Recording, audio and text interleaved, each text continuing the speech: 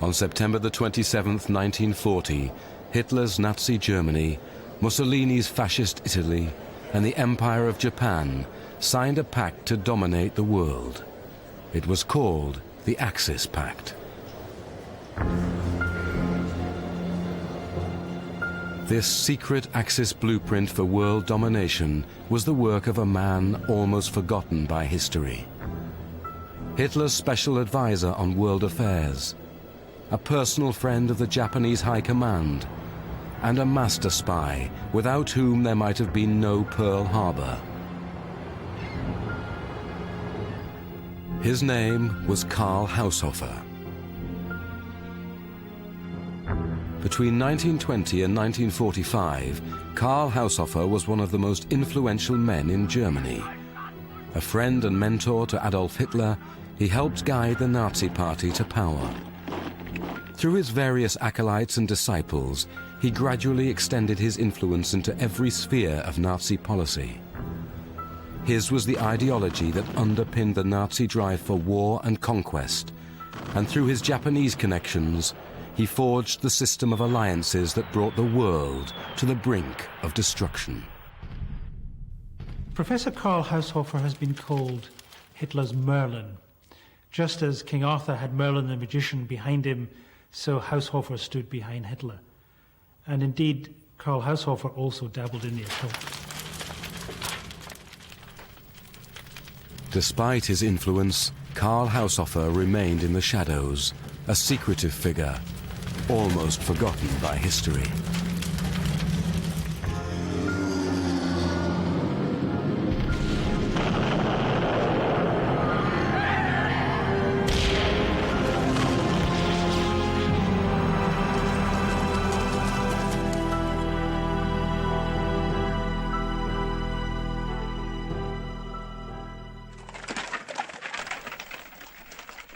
Karl Haushofer was born in Munich in Bavaria on the 27th of August 1869.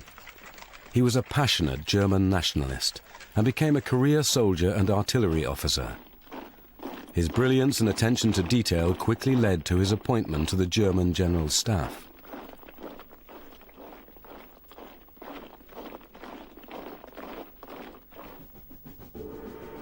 In October 1908, the German army sent Haushofer to Tokyo to study the Japanese army. His experience changed Haushofer's life and the history of the 20th century.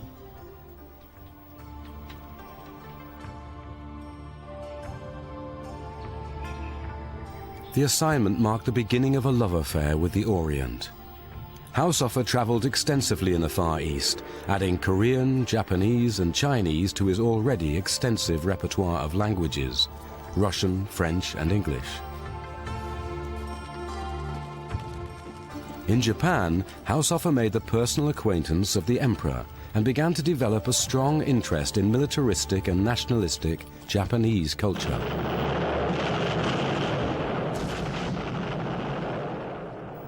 In 1914, when war broke out, Haushofer returned to Germany to fight on the Western Front and rose to the rank of Major General.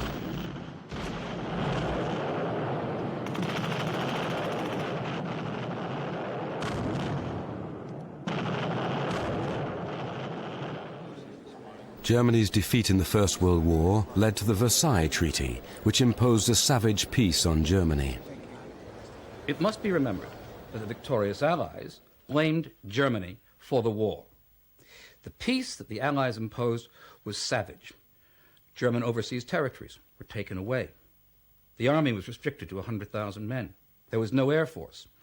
And the reparations imposed on Germany practically brought the economy to its knees. The British now controlled Africa, India, and the Middle East. The United States dominated South America and the Pacific. Between them, the Anglo-Saxon sea powers controlled the world's oil and trade routes. Germany and the Eurasian landmass were isolated.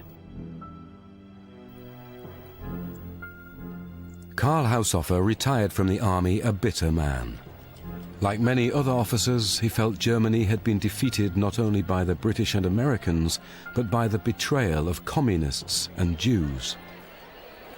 While fellow soldiers like Hitler were unemployed and penniless, Haushofer's Japanese experience got him an appointment as professor of geography at Munich University in 1919. It was here that he began to plot the rebirth of Germany's military might.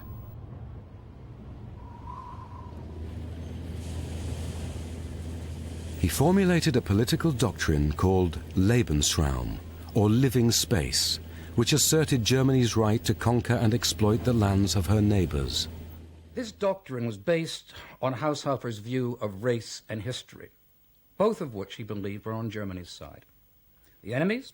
These were the naval powers, the United States and Britain. What Haushofer wanted to create was an alliance across the Eurasian landmass, uniting Germany with Russia and Japan to build up a powerful enough group to stand up to the Anglo-Saxon sea powers.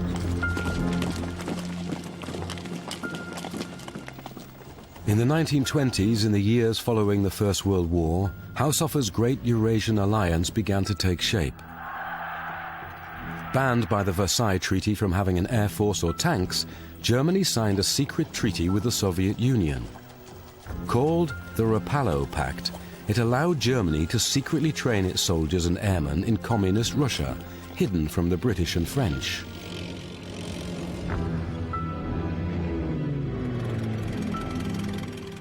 German aircraft designers, forbidden by the Versailles Treaty from building warplanes at home, were sent clandestinely to produce aircraft for the Japanese. Aircraft that would eventually bomb Pearl Harbor.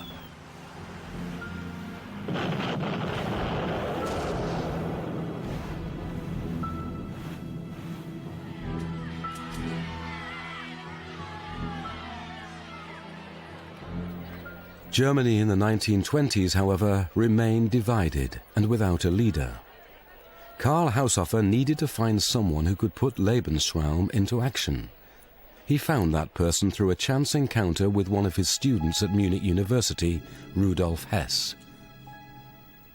Hess had acted as Haushofer's adjutant during World War I, and he followed Haushofer to Munich, where he was lecturing. Now, Hess had been born in Alexandria, Egypt. His father was a merchant there. Hess was young and impressionable, and he was excited by the ideas that Haushofer had of bringing together the scattered German people.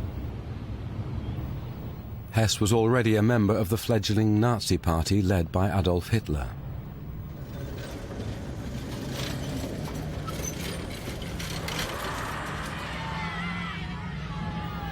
In 1923, Hitler and his small band of Nazis tried to stage a coup in Bavaria. They were easily routed. Hitler and Rudolf Hess were arrested and imprisoned in the notorious Landsberg fortress. In Landsberg, Hitler started to write his blueprint for Nazi world domination. He called it Mein Kampf, my struggle. But maybe the work was not all his own.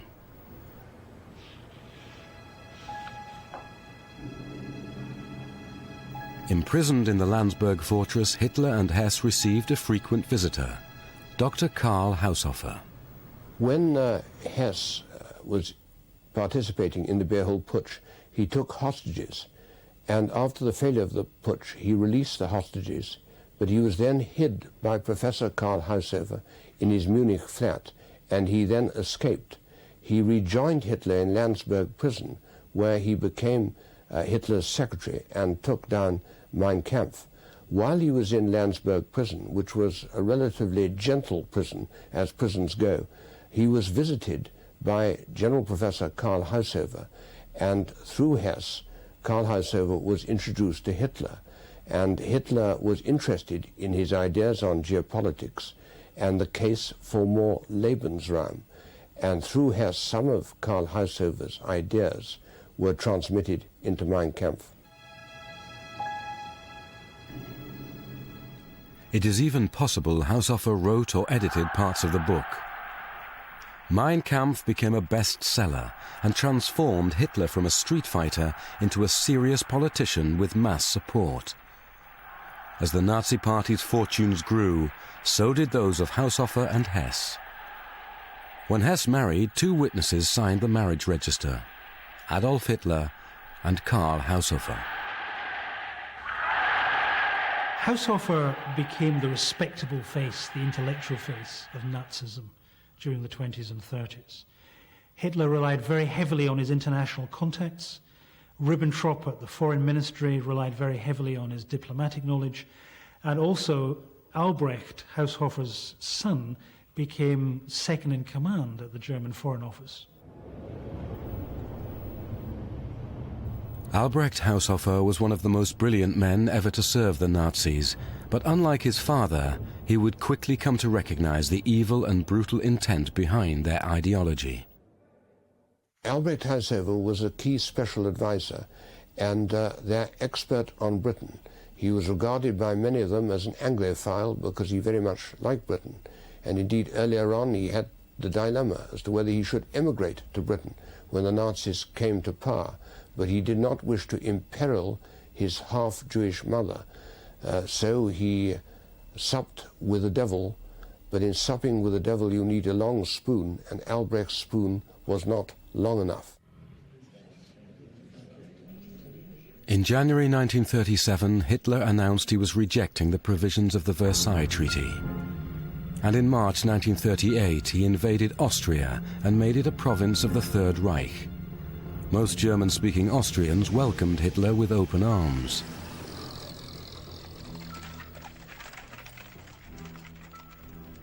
But his entry into Austria had been prepared in secret. A special Nazi body called the Association for Germans Abroad was set up to organize Germans outside the Reich. The association pretended to be an international cultural agency linking Germans scattered abroad. Instead, in Austria, Czechoslovakia, Poland, and other countries in Eastern Europe, it acted as a Nazi fifth column, recruiting agents, fomenting unrest, and demanding reunification with the fatherland.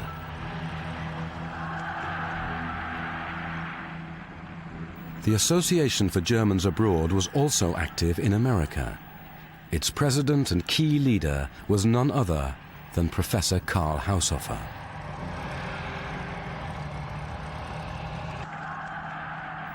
In 1938, Haushofer's Association for Germans Abroad organized unrest in the German-speaking parts of Czechoslovakia. Hitler used this as a pretext to demand their return to the fatherland. The British and French gave in to these demands, and democratic Czechoslovakia was seized by the Nazis.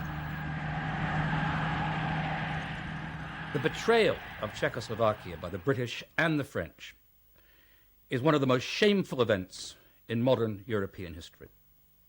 The Czechs weren't consulted, and the very appeasement of Hitler, which was designed to hold off the war that everyone dreaded, did exactly the opposite. Hitler now thought the Western democracies, the French and the British, were pushovers, that they would fold whenever he made a demand. He believed from now on he could get away with murder. Karl Haushofer's ideas were a useful smokescreen which obscured the real purpose of Nazi aims. The Nazi aims were extremely aggressive, which were to have a series of small wars succeeded by a much bigger war against Russia. And of course, Karl Haushofer's teaching in favor of Lebensraum and geopolitics, geographical imperialism and expanding frontiers was of course a useful smokescreen which obscured their real ambitions. It seemed only a matter of time before the Nazi drive for Lebensraum would engulf all in a new world war.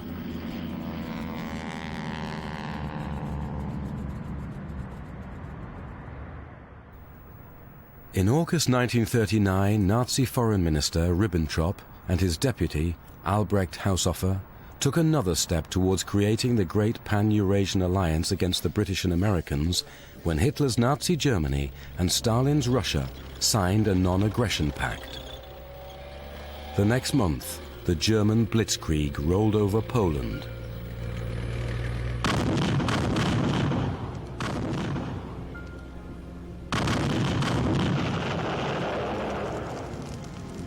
The Second World War had started.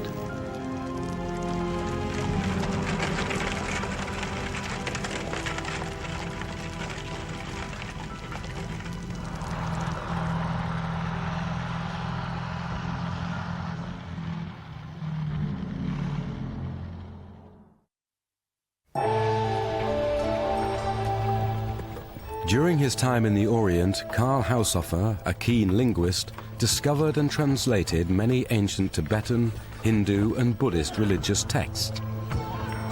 Here he discovered ancient occult beliefs and the Hindu symbols of the Aryan race that Hitler and the Nazis would later adopt.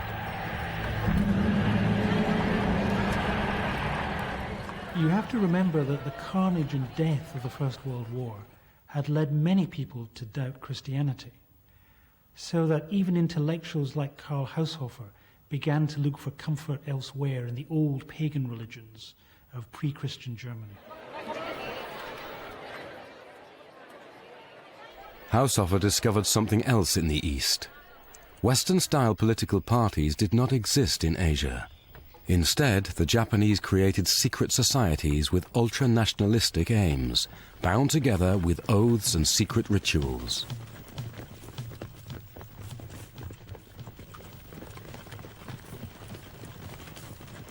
The Black Dragons were an ultra-nationalist secret society founded by Ryohei Uchida in 1901. Infiltrating Japanese military, business and government circles, they used terror, espionage and bribery to further the expansion of the Japanese Empire. The Black Dragons were probably amongst the most powerful of the secret societies and sects that were operating in Japan at the time. They were financed largely through their control of the Chinese opium trade. And they got their way by a combination of bribes and assassination. Now, the Japanese government didn't mind them. They tolerated them for a number of reasons. One is they were ultra-nationalists. And also, very importantly, they could help further Japan's imperial ambitions. Like the Nazis, the Black Dragons were motivated by military expansion. In 1910, Korea was annexed, then the Shandong region of China.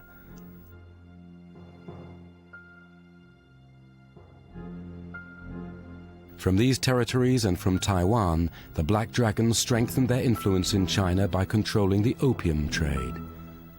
When Manchuria was conquered in 1931, they turned their attention to the rest of China and Soviet Siberia.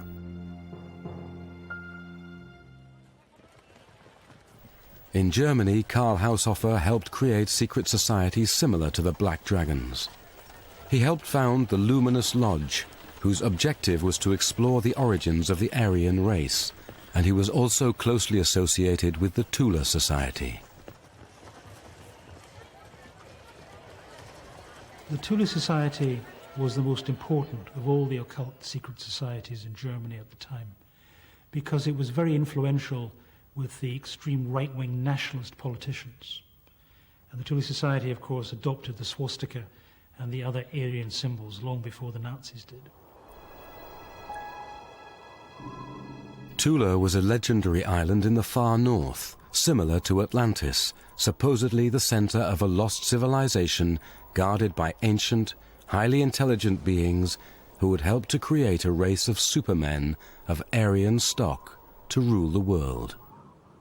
The uncanny parallels between the Tula Society in Germany and Japanese societies like the Black Dragons can only be explained by Haushofer's intimate knowledge of the Japanese secret societies. As a public front to promote their ideas among Bavarian industrial workers, the Tula Society set up a group called the Workers' Political Circle, with Tula Society member Karl Harrer as chairman. The Workers' Political Circle grew rapidly, and in 1920 it was renamed the National Socialist German Workers' Party, or Nazi Party.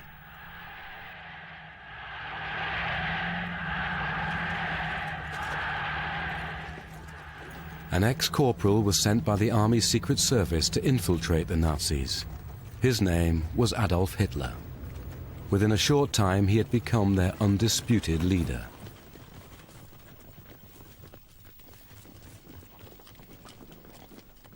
Soon the Nazis were marching openly with the Aryan symbols of the secret Tula Society and its belief in a master race to rule the world. Behind this bizarre spectacle lay Haushofer's belief in the virtues of race, obedience, and selfless courage, epitomized in the warrior traditions of ancient Japan. For over 800 years, the samurai warriors had developed a code of absolute loyalty to the emperor and unhesitating sacrifice. This was called Bushido, the way of the warrior.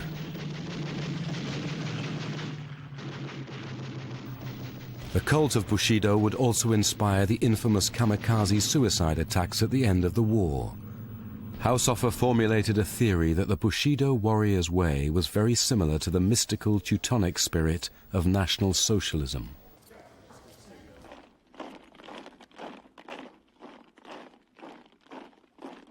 He saw the Nazi SS stormtroopers as the German samurai. Haushofer saw the Japanese as the Aryans of the East. And he managed to convince Hitler, the supreme racist, that the Japanese and the Germans could therefore become allies because they shared common Aryan attitudes. In 1931, Hitler was thrilled by the success of the Japanese invasion of China.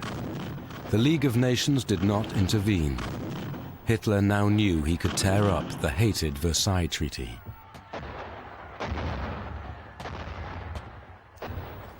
In April 1934, a year after Hitler came to power, the Japanese naval attaché in Germany attended a secret meeting with Hitler's deputy, Rudolf Hess. The meeting took place in the house of Karl Haushofer in Munich. The outcome changed the course of 20th century history. That 1934 meeting, 8 years before Pearl Harbor, in Karl Haushofer's house, was the start, really, of the Axis Pact. Rudolf Hess, Haushofer, and the Japanese naval attaché began the process of creating the alliance between Germany and Japan. In March 1941, the Japanese Foreign Minister Yosuke Matsuoka, a friend and supporter of Haushofer, put the final peace in place. Matsuoka had already helped to negotiate Japan's entry into the Axis Pact and signed a non-aggression pact with Stalin in Moscow.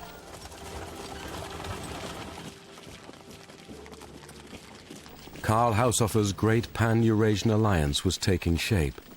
A superpower with limitless supplies of men and resources, backed by German, Italian and Japanese technology, driven by an insatiable lust for conquest. Haushofer was delighted. He wrote his last great book entitled The Continental Bloc, praising the Hitler-Stalin Pact. Everything was now in place to defeat the Anglo-Saxons.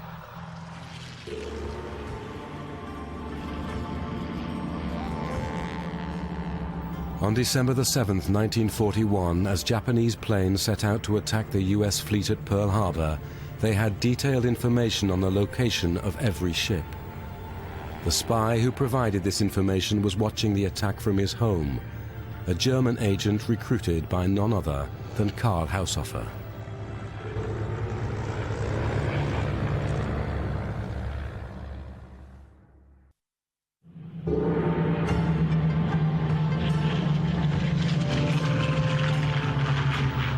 On December the 7th, 1941, the Japanese launched a surprise attack on the American Pacific Fleet.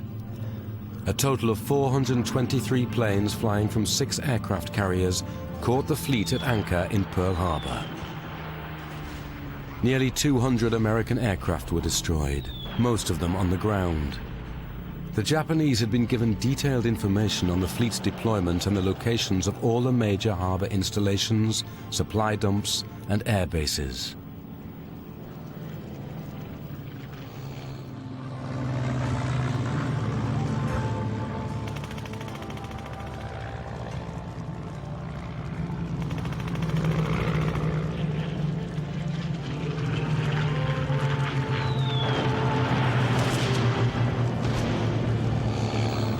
The intelligence had come from a German master spy called Bernhard Julius Otto Kuhn. Kuhn had served as an officer in the Imperial German Navy during the First World War.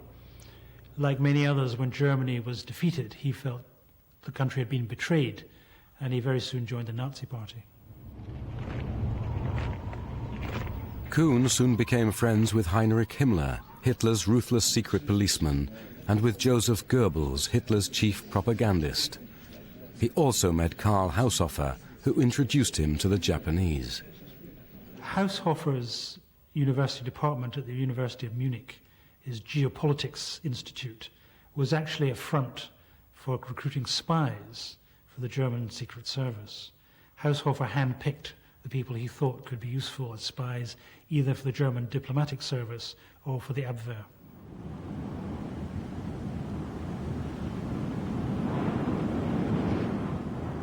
In 1935, Kuhn and his family moved to Honolulu, where Dr. Kuhn pretended to work on a history of the Hawaiian Islands based on Karl Haushofer's theory of geopolitics.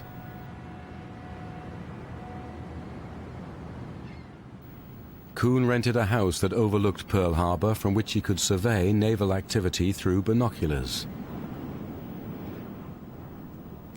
Details were passed on to the Japanese consul Otojiro Okuda.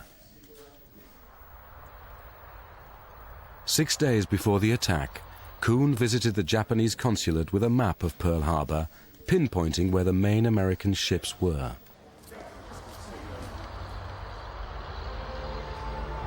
Near dawn on December the 7th, 1941, Kuhn stood at the window of his house with a flashlight, ready to signal the Japanese consulate information about the coming attack.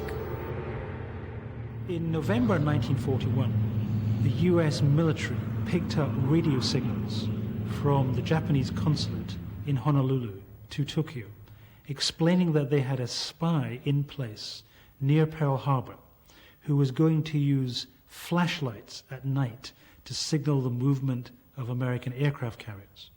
Bizarrely, the FBI did nothing about it, though they thought the man involved might be Bernard Kuhn. Well, after Pearl Harbor, of course, Kuhn was arrested, and all the implements of his spying trade were found. Kuhn was put on trial by a secret US military court and sentenced to be shot. Now, when the American government discovered this, they got rather frightened because the military courts had actually no right to try civilians in the United States. And Roosevelt got very worried that if they shot Mr. Kuhn, then there would be retaliation against American civilians being held by the Germans. So in the end, Kuhn was thrown into Fort Leavenworth jail to do hard labor. And at the end of the war, the Americans deported him off to Argentina in 1948. So in fact, he got away with it. Although Bernard Kuhn was unmasked as an Axis spy, the identities of the other spies and diplomatic contacts recruited by Karl Haushofer and his son Albrecht remain unknown. In 1935, Albrecht visited Britain 6 times, where he made contacts in the British aristocracy. In 1937, he visited America. The two Haushofers continued to maintain links with the Japanese secret societies, in particular the Black Dragons. In 1937, Albrecht also visited Japan.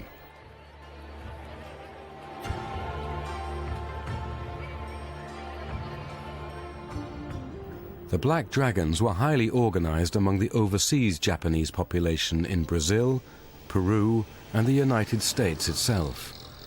They used bribery and intimidation to spy and secretly acquire strategic materials for the Japanese war effort.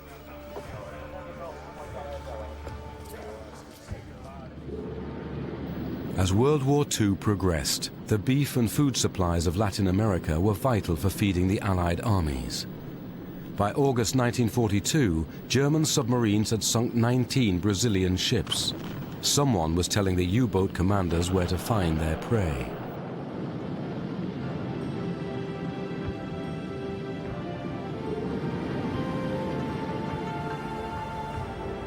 In 1942, there were 250,000 Japanese living in Brazil, fertile ground for the Black Dragons. The Black Dragons could be the source of the information.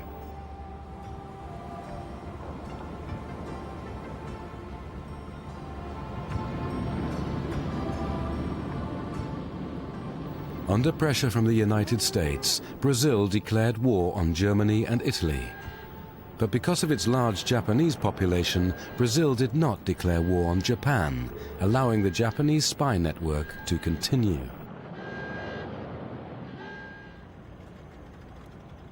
The Black Dragons were also active in North America. There were 120,000 Japanese living on the west coast of the United States. 70,000 of these were American-born, but of these, 10,000 have been sent back to Japan for schooling under the new, fanatical Japanese leadership. Many fear that this group had been infiltrated by the Black Dragons. In Los Angeles in 1940, just before Pearl Harbor, a Korean Japanese infiltrated the Black Dragons and stole documents that claimed to show detailed plans for simultaneous invasions of the Panama Canal Zone, Alaska, California, and Washington State. In April 1942, President Roosevelt interned all U.S. citizens of Japanese extraction living on the West Coast as a way of containing the influence of the Black Dragons. The Japanese living on the west coast of the United States were sent to internment camps in the middle of America. Now, today that might seem a panic move, but there were real fears about Black Dragon sabotage. And it also has to be remembered that real Japanese sabotage was discovered in Brazil, so the fears were perhaps not unjustified. In the murky world of Axis double-dealing, however, Karl Haushofer was still to play his strangest card, involving his protégé, Deputy Führer Rudolf Hess.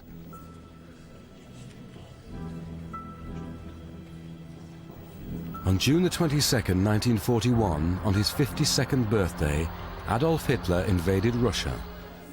His hatred of communism and the Slav and Jewish races triumphed over all reason, as well as over Haushofer's cherished plans for a pan-Eurasian alliance.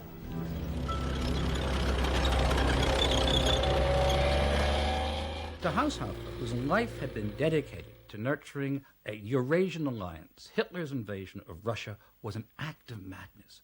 It would hand power to the Anglo-Saxons and lead to the eventual defeat of Germany. Hitler's Russian venture was opposed on many levels. There were senior German generals who were privately horrified at the prospect of fighting a war on two fronts. Hitler himself, after the defeat of France, had extended peace feelers to Britain through intermediaries in Spain. There were some people in Britain, some very, very influential people in Britain, who were sympathetic to a peace settlement. They saw no threat from Germany's territorial ambitions in Europe, and they believed it would be in Britain's long-term interests and the interests of her worldwide empire to secure an agreement with Adolf Hitler and with Germany. A peace deal would have to be brokered with the British before it was too late. Before the Second World War, Karl Haushofer and his son, Albrecht, had been in regular contact with people in Britain who were also influenced by the occult ideas of the ancient Orient. Among these was the Duke of Hamilton and the mysterious Aleister Crowley, a drug addict and a leading member of an occult society called the Golden Dawn. Aleister Crowley was a self-confessed mystic and guru of the English upper classes, though I suspect he was much more into drugs and sex than anything spiritual. However, he was very important because he was a link between his contacts in the English aristocracy and the German occult world. Among those connections was Karl Haushofer, who maintained contacts with the Golden Dawn and may have met Crowley in Germany. In 1941, Karl Haushofer used his influence with Rudolf Hess to make one last attempt at persuading the Nazis to make peace with the British before Hitler launched his foolish invasion of Russia. On May the 3rd, 1941, Hess was visited in secret by Karl and Albrecht Haushofer.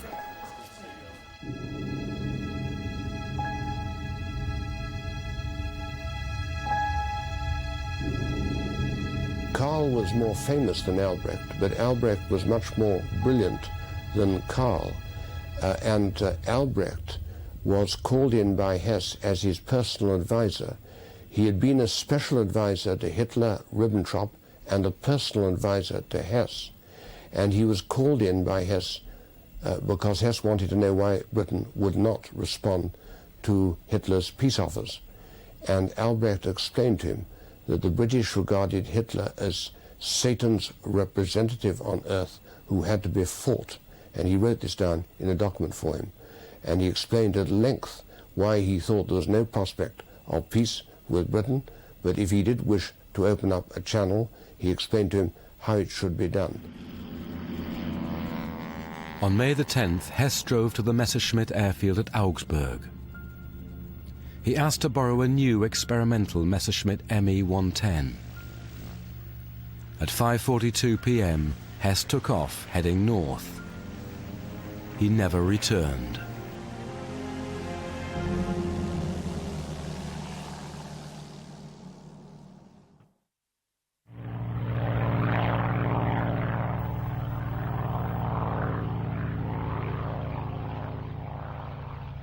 On the 11th of May 1941, Rudolf Hess, Deputy Führer of the Third Reich, flew to Scotland, landing a few miles from the estate of the Duke of Hamilton. His aircraft, an experimental Messerschmitt Me-110, had crashed on farmland nearby.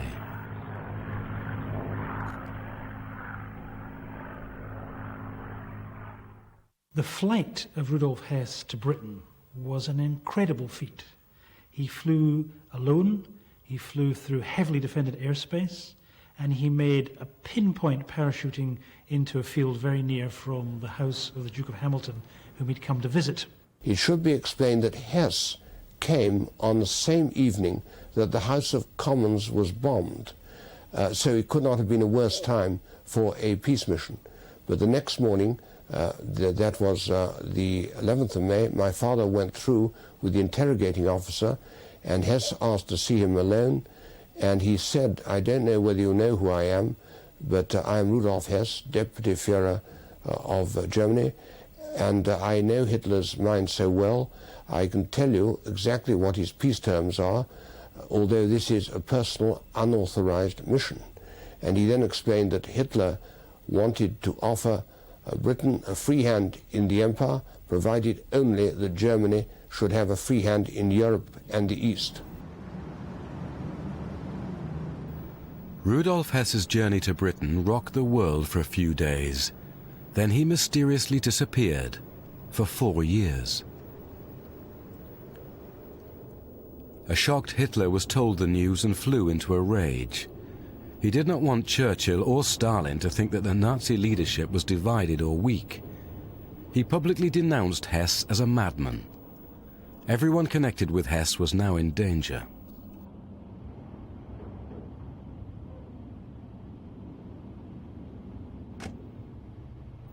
Winston Churchill had Hess held at a secret location. Surprisingly, no film of Hess in captivity ever appeared in the press, despite its propaganda value.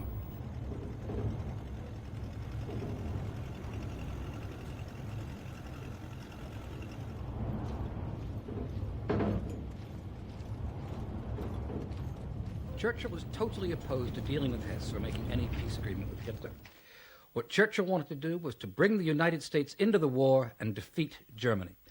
You must remember that Churchill's mother was an American, and he had an old and close personal relationship with President Roosevelt. In 1941, Britain stood alone. One by one, she had watched Europe fall under the German jackboot. First Poland, then Norway, France, the Low Countries, and Greece. And for almost a year, she had suffered a relentless pounding from the Luftwaffe. Many people believed that America was the key to Britain's survival. Without American support, she would be defeated. But there were some in Britain who wanted peace with Hitler because they feared America would force Britain to give up its colonial empire as the price of that support. Churchill could not afford to let them near Hess.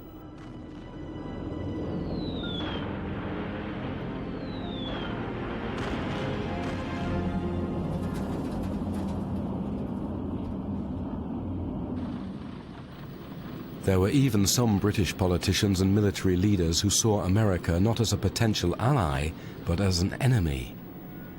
In 1919, after World War I, the British Royal Navy had even drawn up plans to fight a war with America. One German knew about these plans, Karl Haushofer.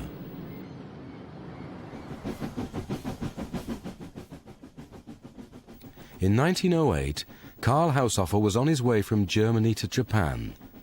Travelling through India, Haushofer met England's Lord Kitchener, who told the young Haushofer something he would never forget. Kitchener prophesied that if Germany and Britain went to war, they would be ruined. And as a result, the United States would become the dominant power in the world. Haushofer began to watch the United States more and more closely. And as the power of the United States grew, he became more and more convinced that Kitchener was correct. But there was one American who was watching Haushofer and was alarmed by Haushofer's schemes of world domination. He was Father Edmund Walsh, a Jesuit academic and founder of Georgetown University's School of Foreign Service. Father Edmund Walsh was one of the most distinguished Catholic academics in America in the middle of the 20th century. He was very, very influential with a number of American presidents. It's interesting that Walsh decided early on that Haushofer was a dangerous character and went out of his way to try and alert the American government to what Haushofer was preaching in Lebensraum. In the years before America's entry to the war, Edmund Walsh was a powerful advocate for intervention, arguing the case in Congress and with President Roosevelt.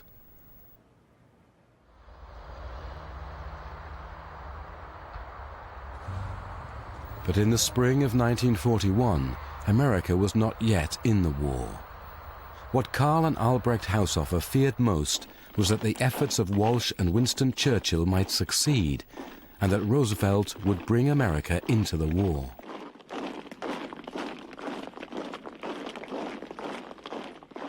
If Germany was locked in mortal combat with Russia, American intervention could prove decisive. Which is why they persuaded Hess to fly to Scotland, to try to arrange a truce and avert the catastrophic consequences of a grand alliance against Germany.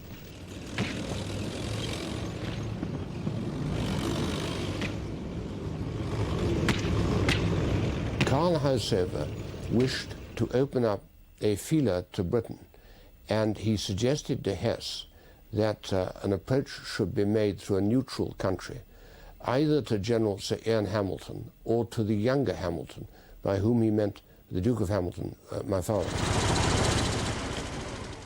On May the 12th, only 2 days after Hess had flown to Scotland, mass arrests began in Germany under an operation codenamed Aktion Hess. The detained included the personal staff of Rudolf Hess, but also many others unconnected with him. Adolf Hitler had ordered the roundup of all Germany's leading astrologers.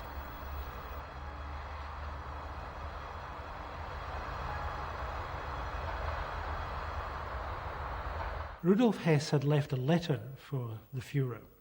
Now, its contents have never been discovered, but it's every likelihood that it contained an occult warning about Germany going to its doom if it invaded Russia.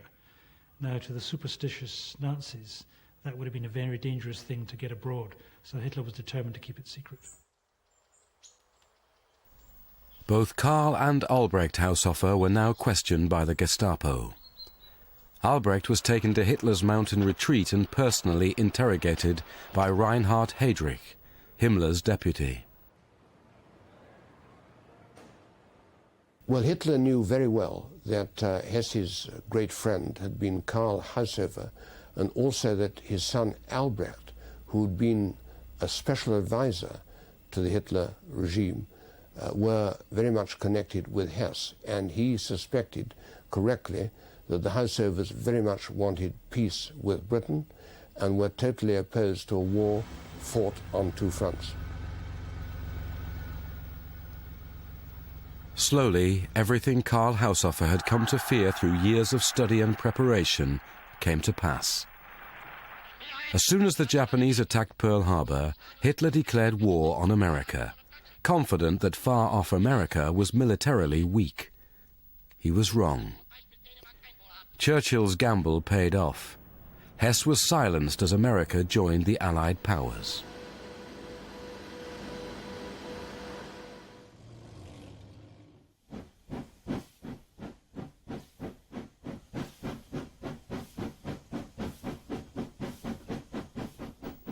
Weapons to defeat Hitler and Japan poured from America's factories.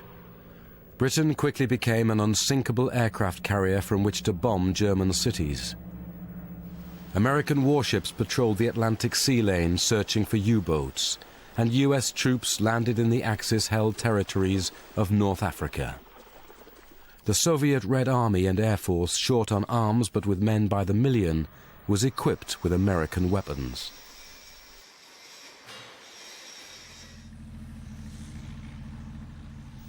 With this support, Stalin launched an offensive against Hitler, leaving America to fight an isolated Japanese empire.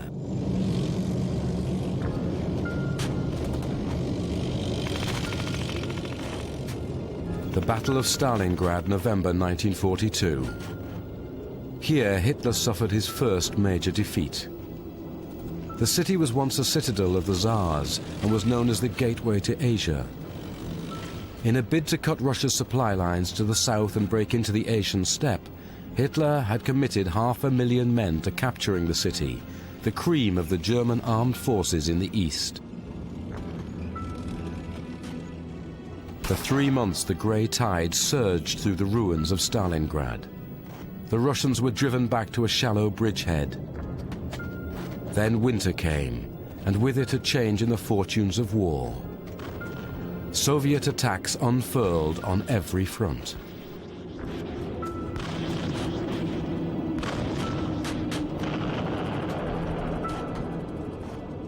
In November, the Axis satellite armies of Italy, Romania, and Hungary were destroyed in a series of massive Red Army offensives. And by the end of January 1943, an entire German army had been swallowed up in the maelstrom. For Italy, it was a mortal blow, and for the Axis alliance, the beginning of the end. It seemed that Haushofer's prophecy of doom was coming to pass. Stalingrad was a catastrophe. Germany lost 20 divisions, more than 250,000 men. It was also a major strategic disaster. Allies began to melt away. A few months after, Italy surrendered. After Stalingrad, there was no real prospect of a German victory.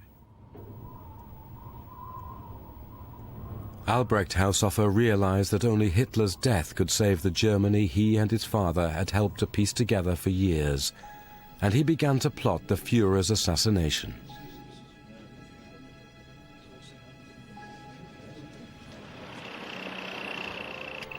Although the tide had turned on Haushofer's idea of world domination, his sphere of influence continued to resonate in Japan. Using Axis technology, the Japanese were hard at work developing secret weapons years ahead of their time. With them, the outcome of the Second World War could have been very different, with consequences that can hardly be imagined.